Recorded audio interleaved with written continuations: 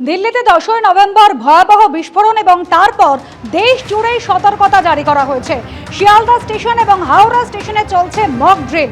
সরাসরি শিয়ালদা স্টেশনের ছবিটা তুলে ধরবো। আমাদের প্রতিনিধি শিবাশিস মৌলিক রয়েছেন আমাদের সঙ্গে। শিবাশিস, কি ধরনের সতর্কতা অবলম্বন করা হয়েছে, কিভাবে চলছে মক ড্রিল? দিল্লিতে যে নাশকতার ঘটনা ঘটেছে 10ই নভেম্বর, আমরা জানি যে তারপরে দেশ জুড়ে বিভিন্ন গুরুত্বপূর্ণ এলাকাতে কিন্তু সেখানে নিরাপত্তা বাড়িয়ে দেওয়া হয়েছে, সেখানে সতর্কতা জারি করা হয়েছে। বাদ যায়নি শিয়ালদা স্টেশন, হাওড়া স্টেশনও। শিয়ালদা স্টেশন এবং হাওড়া স্টেশন সেখানে কিন্তু হাই অ্যালার্ট জারি রয়েছে দীর্ঘক্ষণের জন্য, এবং সেখানেই বম্ব স্কোয়াডের মক ড্রিল চলছে। এই মুহূর্তে আমরা দাঁড়িয়ে রয়েছে শিয়ালদাতে জিআরপি এবং আরপিএফের যে কর্মীরা, আধিকারিকরা তারা রয়েছেন, এবং সেখানে একেবারে যারা যাতায়াত করছেন সন্দেহজনক বা প্রয়োজনীয় যে কোনো যাত্রীর কিন্তু লাগেজ সেখানে চেক করা হচ্ছে।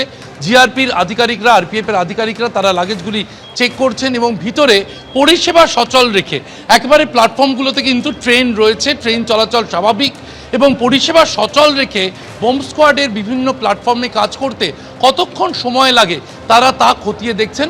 মক ড্রিলের মাধ্যমে বম্ব স্কোয়াডের আধিকারিকরা, কর্মীরা তারা ভিতরে শিয়ালদা স্টেশনে প্ল্যাটফর্মে একাধিক জায়গায় তারা মক ড্রিল করছেন, তারা কাজ চালিয়ে যাচ্ছেন, এবং একেবারে প্রস্তুত করে রাখা হচ্ছে।